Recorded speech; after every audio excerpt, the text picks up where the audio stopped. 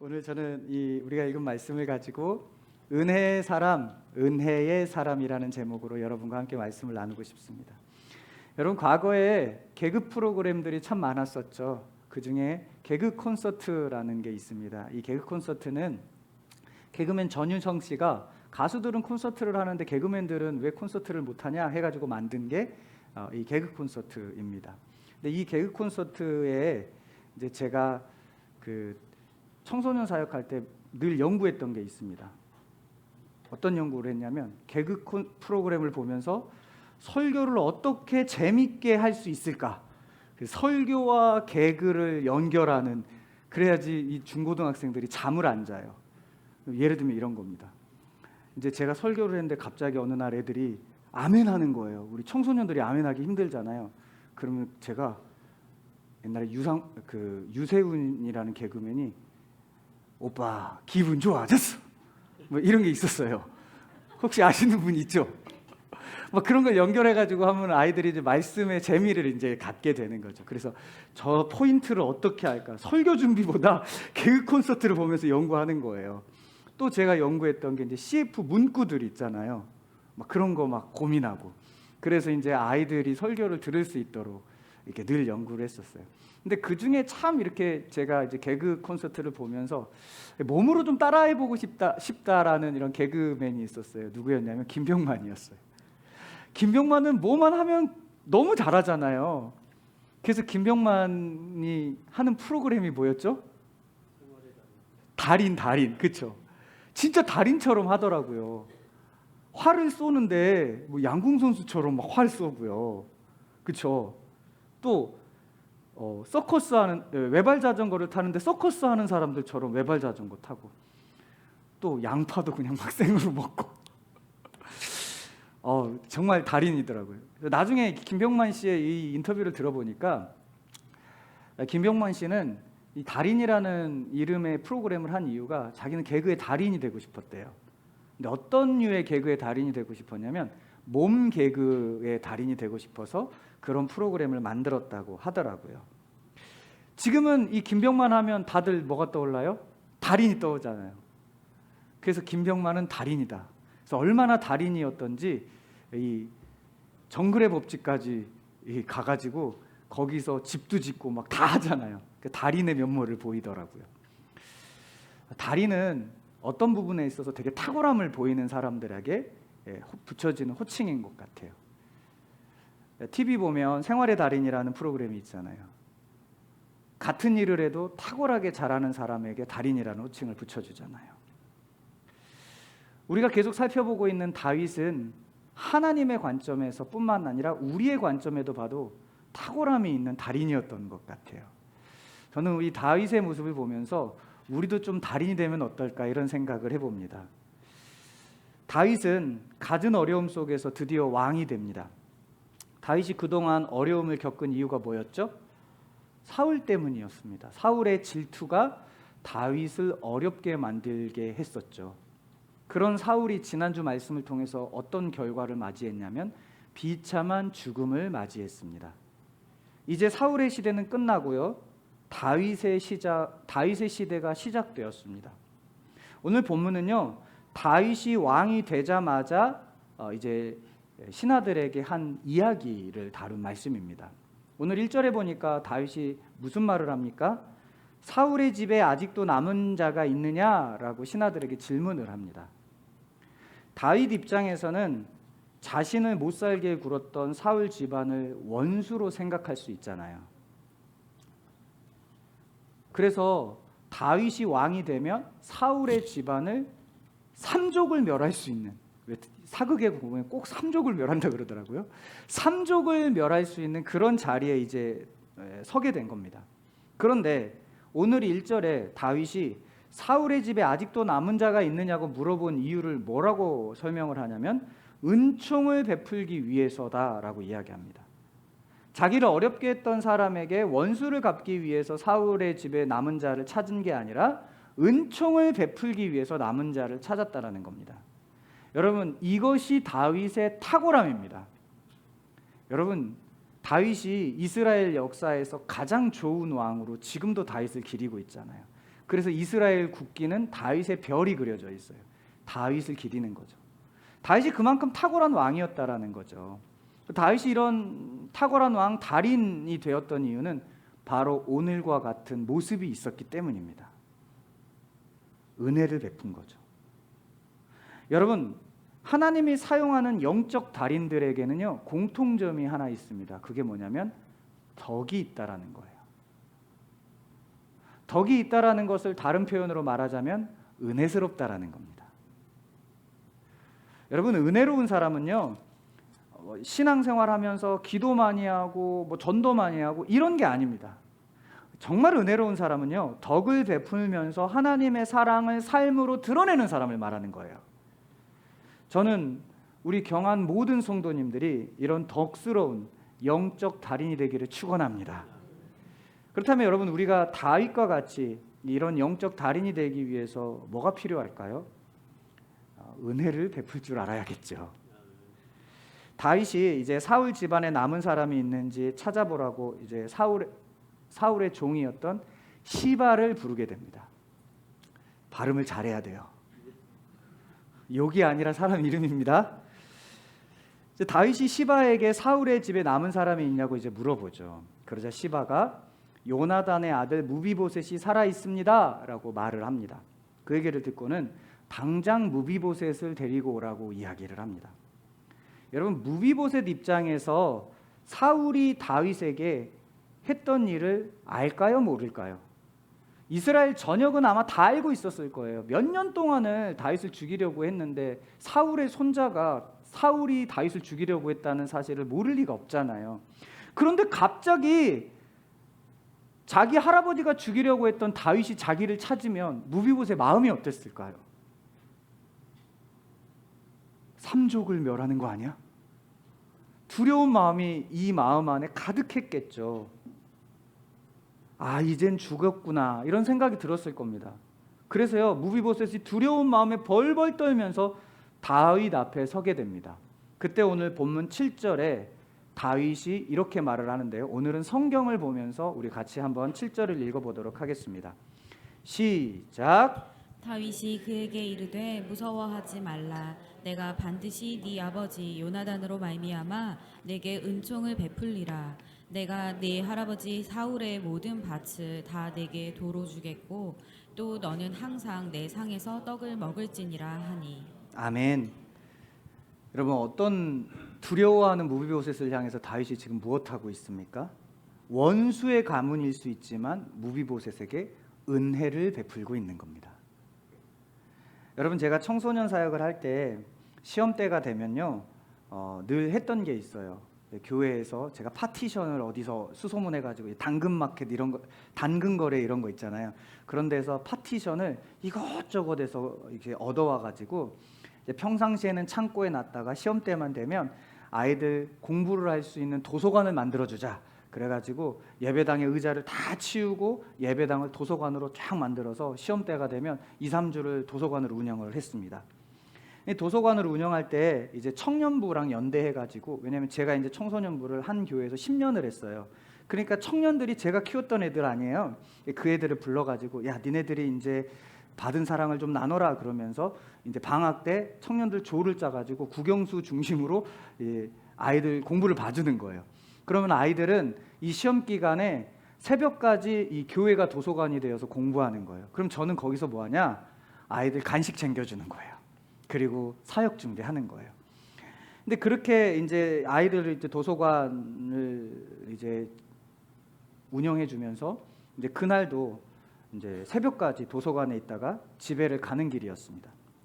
당시 저는 어디에서 사역을 했었냐면 늘 얘기했던 부천 현대백화점 맞은편에 있는 참 좋은 교회, 그곳에서 이제 사역을 하는데 제가 살던 곳은 어디였냐면 부평 갈산동이었어요.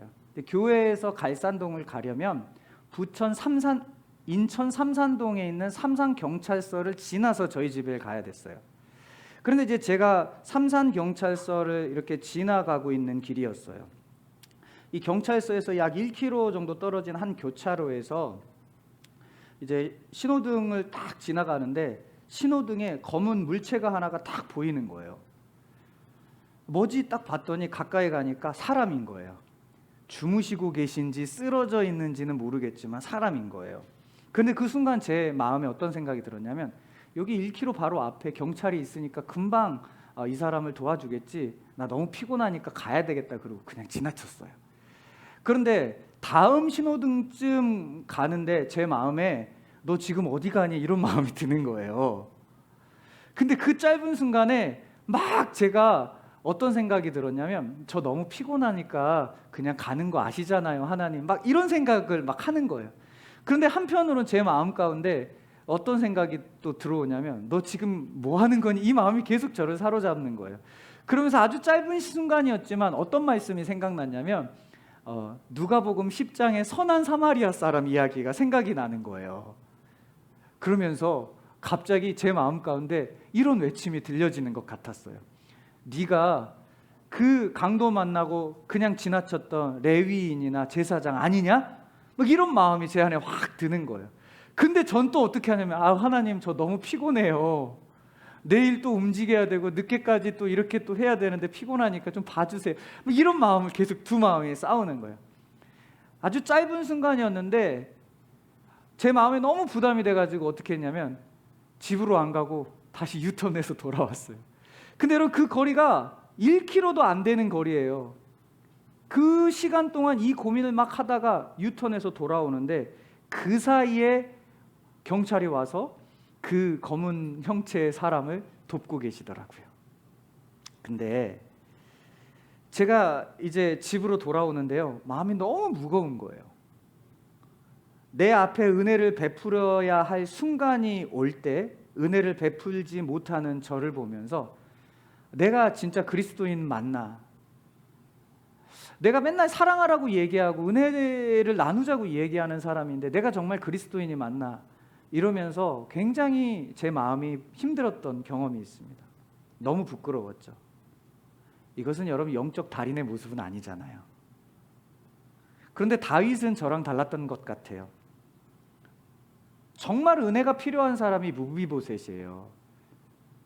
그런데 그 무비보셋에게 어떤 조건도 달지 않고 은혜를 베풉니다. 이게 영적 달인의 모습이에요. 1997년에 돌아가신 테레사 수녀님이라는 분이 계세요. 너무나도 유명해서 우리가 다 잘 알고 있잖아요. 이 테레사 수녀는요, 1950년에 인도 콜카타라는 지역에 사랑의 선교회를 설립합니다. 그리고 이후에 45년이라는 시간 동안 이 선교회를 통해서 빈민과 병자, 고아, 그리고 죽어가는 이들을 위해서 엄청난 사랑을 베풉니다. 그리고 인도뿐만 아니라 전 세계에 사랑을 베풀죠. 이 테레사 수녀가 돌아가실 즈음 나병과 결핵, 에이즈 환자를 위한 요양원과 그들을 위한 거처, 그리고 무료 급식소, 상담소, 고아원, 학교 등을 포함해서 123개의 나라에서요 610개의 선교단체를 설립해서 수많은 사람들을 살리게 됩니다. 근데 목적은 단 하나였어요. 약자에게 은혜를 베푸는 거였어요. 나하고 아무런 상관이 없었지만, 그래서 내가 그들에게 뭔가를 해줘야 될 책임감은 없는 것 같지만, 그럼에도 불구하고 하나님의 사랑을 받은 자로서 이 사랑을 나누고 싶어서 은혜를 베푼 거예요. 이게 바로 여러분 영적 달인의 흔적 아니겠어요? 다른 사람의 허물과 약함을 받아주고 그 사람의 연약함을 위해서 사랑과 은혜를 흘려보낼 때 그 사람을 저는 영적 달인이라고 부르고 싶습니다. 저는 그런 영적 달인이 저와 여러분이 되기를 소원합니다.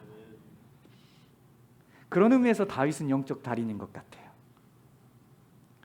도저히 은혜를 베풀 수 없을 것 같은 원수 같은 사울의 손자였지만 은혜를 베풀었죠.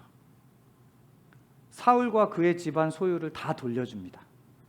왕자의 직분을 회복시켜 주셔서 다윗과 한 상에서 이 무비보셋이 밥을 먹게 해줍니다. 그러니까 밥을 같이 먹는다는 건 식구 되는 거잖아요. 다윗이 무비보셋을 가족 삼아 버린 거예요. 엄청난 은혜죠. 이 다윗이 베푼 은혜가 얼마나 놀라웠던지 무비보셋이 8절에 이렇게 고백해요. 이 종이 무엇이기에 왕께서 죽은 개 같은 나를 돌아보시나이까. 자기는 개인데 죽은 개 같은 존재인데요. 그런데 그런 나를 돌아보는 은혜가 얼마나 컸으면 이렇게 고백하겠어요. 저와 여러분이 이런 은혜를 베푸는 덕의 사람, 영적 달인이 되기를 축복합니다. 그런데요, 여러분, 이런 은혜의 사람이 되기 위해서는요, 그냥 내 노력으로는 안 됩니다. 어떻게 해야 되냐? 주님의 은혜를 받아야 돼요. 그리고 그 주님의 은혜를 늘 기억하면서 살아야 은혜를 베풀 수 있게 되는 겁니다. 오늘 본문 4절을 다 같이 한번 읽어보겠습니다. 시작. 왕이 그에게 말하되 그가 어디 있느냐 하니 시바가 왕께 아뢰되 로드발 암미엘의 아들 마길의 집에 있나이다 하니라. 아멘. 여기서 등장한 로드발, 이 로드발이라는 곳은 지명 이름입니다. 우리나라 부천, 인천 이런 것처럼 로드발은 지명 이름이에요. 근데 이 로드발이라는 곳은요, 어떤 곳이었냐면요, 풀 한 폭이 나지 않은 죽음의 냄새가 풀풀 나는 광야 같은 땅이었어요. 그 죽음의 냄새가 풀풀 나는 광야 같은 로드발에서 무비보셋이 숨어 있었던 거예요. 근데 이 숨어 있었던 무비보셋의 지금 외적인 상태가 어떠냐면 3절에 보니까 다리 저는 자라고 소개를 합니다. 이 무비보셋의 유모가 무비보셋을 어렸을 때 떨어뜨려요, 땅에. 그래가지고 장애를 갖게 된 거예요. 그러니까 다리 저른 장애를 가진 무비보셋이 죽음의 냄새가 나는 로드발에서 그저 숨어서 그저 매일매일 힘겹게 살아가고 있었다는 것입니다. 그런 무비보셋을 다윗이 데려오라고 한 거예요. 여러분, 우리는 몇 주 전에 다윗은 예수님을 보여주는 그림이라고 나누었던 거 기억하시나요? 그럼 여러분, 무비보셋은 누구를 보여주는 그림일까요? 죽음의 냄새가 나는 세상에서 사는 저와 여러분들 아닐까요? 여러분, 우리가 겉으로는 사지가 멀쩡하지만 영적으로는 얼마나 절름발이와 같은 모습을 가지고 있습니까? 삶을 보면 풀 한 폭이 나지 않는 로드발과 같은 삶을 사는 게 우리의 삶 아닙니까? 그래서 늘 삶이 힘들잖아요. 늘 삶이 팍팍하잖아요. 그런 우리를 다윗이 무비보셋을 찾아갔던 것처럼 예수님이 우리를 찾아오신 겁니다. 믿으십니까? 그 다윗이 무비보셋을 찾아서 지금 자신의 집으로 데리고 온 거예요. 그 예수님이 우리를 찾으셔서 주님의 집으로 데리고 와 지금 이곳에 있는 줄로 믿습니다. 여러분, 오늘 본문은요, 다윗이 무비보셋이라는 인물을 구하는 모습, 그래서 그의 권세를 회복시켜주는 모습을 통해서 예수님이 우리를 어떻게 구원하시고 어떻게 우리의 권세를 회복시켜주는지를 사실 보여주고 있는 거예요. 여러분, 예수님은 절름발이 같은 우리, 로드발같이 희망 없는 삶을 살고 있는 우리를 찾으시는 분입니다. 그러니 여러분, 우리가 예수님께 나오는 게 얼마나 복됩니까? 다윗이 무비보셋을 찾아서 이제 무비보셋이 다윗 앞에 서게 됩니다. 그때 어떤 일이 일어나냐면 7절을 함께 읽어보도록 하겠습니다. 시작. 다윗이 그에게 이르되 무서워하지 말라. 내가 반드시 내 아버지 요나단으로 말미암아 내게 은총을 베풀리라. 내가 내 할아버지 사울의 모든 밭을 다 내게 도로 주겠고 또 너는 항상 내 상에서 떡을 먹을지니라 하니. 아멘. 하나님의 은총을 입어 그가 원래 누리던 왕자의 권세를 모두 회복한 겁니다. 여러분, 무비보셋이라는 이름의 뜻이 뭐냐면요, 부끄러운 자, 이런 뜻이에요. 여러분, 우리가 구원받기 전에는 하나님 앞에서 부끄러운 자 아니었습니까? 하나님 앞에 서면요, 우리가 벌거벗겨진다고 성경은 얘기해요. 그러니까 부끄러운 거잖아요. 벌거벗으면 부끄럽잖아요. 그래서 언젠가 우리 권사님들과 교제하면서 우리가 은사 원하잖아요, 은사. 근데 어느 날 제가 투세 은사를 받아요. 그럼 제 앞에 서는 게 여러분 좋으시겠어요? 안 좋으시겠어요? 난 다 알아. 그 여러분들이 제 앞에 서는 거 좋아요, 안 좋아요? 속을 다 들키는 것 같으니까 불편하잖아요. 근데 여러분 그거 아세요? 하나님 우리 다 알고 계세요. 우리 하나님 우리 다 알고 계시면 하나님 앞에 서면 우리는 어떤 존재예요, 원래? 원래 우리는 부끄러운 자예요.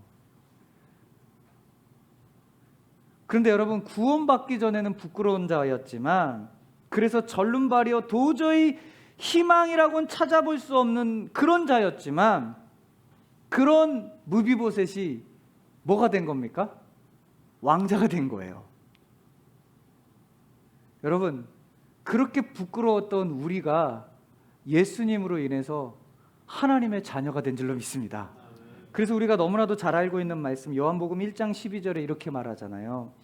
영접하는 자 곧 그 이름을 믿는 자들에게는 하나님의 자녀가 되는 권세를 주셨으니. 여러분 자녀들이 우리 하준이가 발가벗고 돌아다녀요. 그래도 안 부끄럽대요. 그게 자녀 아닙니까? 여러분 하나님 앞에서 우리가 이제는 막 벌거벗겨져도 부끄럽지 않게 되는 그런 자녀된 권세가 회복된 줄로 믿습니다. 오늘 무비보셋은요 다윗의 초청에 응했을 때 그의 모든 권세가 회복됐습니다. 우리가 하나님의 초청에 응하면 이와 같은 권세가 회복돼서 하나님 앞에 부끄러울 게 하나도 없는 거예요. 그래서 여러분 예수 믿는 사람에게 하나님이 너 왜 지어졌어? 이렇게 죄 지었냐고 책망하지 않아요. 동이 서에서 먼 것처럼 우리의 죄를 기억하지 않는다고 하셨죠. 이렇게 권세를 회복하는 자리에서 다윗이 무비보셋을 보면서 이렇게 그의 이름을 불러줍니다. 무비보셋이여. 여러분 오늘 하나님이 절름발이요 희망을 찾기 어려운 부끄러운 우리의 이름을 불러주신다면 우리의 마음이 어떨까요? 사랑하는 아들아, 사랑하는 딸아, 사랑하는 원영아. 그렇게 이름을 부르고는요 7절엔 또 이렇게 말씀을 하세요. 무비보셋아 무서워하지 마라. 여러분 예수님이 십자가에 죽으실 때 제자들은 두려운 마음이 가득했어요. 왜냐하면 자신들도 예수님을 따랐기 때문에 어쩌면 죽을지도 모른다라는 마음 때문에 두려운 마음이 가득 찼습니다. 그래서 그들의 마음의 평안을 다 잃어버렸어요. 상황과 환경을 보면 두려운 거예요. 평안을 잃어버린 거죠. 또 3년이나 예수님을 따랐는데 예수님이 하루아침에 돌아가시니까 절망에 사로잡힐 수밖에 없어요. 절망과 두려움에 사로잡히면 마음의 평화가 깨져버리고요 심지어 우울감까지 몰려오죠. 그런 상황에 놓인 제자들에게 예수님이 3일 만에 부활하셔서 그들에게 찾아가셔요. 그리고 찾아가셔서 하신 첫 번째 말씀이 뭔 줄 아세요? 두려워 말라. 오늘 다윗이 무비보셋의 한 말과 똑같아요. 그래서 다윗은 예수님을 보여주는 그림이라는 거예요.